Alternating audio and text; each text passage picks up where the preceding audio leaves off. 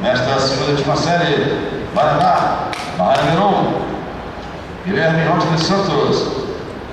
de Santa Catarina Natação, Santa Catarina, Maria número 2, Alô Vitória, do Fluminense Futebol Clube do Rio de Janeiro, como sinal da companhia Fábio do Curse, Maria número 3, Nicolás de Santos, do Clube Regatas do Flamengo do Rio de Janeiro,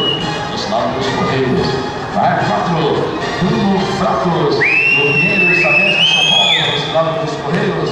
Maria 5, Alexandre Agostinho, de Portugal, Maria 6, Fernando Souza da Silva, Pinheiro e Sabesco de São Paulo, Maria 7, André Nauti, Pinheiro e Sabesco de São Paulo, do sinal dos Correios, Maria número 8, Daniel Mozchowski, Pinheiro e Sabesco de São Paulo. Vamos para a segunda e última série desse medalhismo masculino. Em nome da Espido,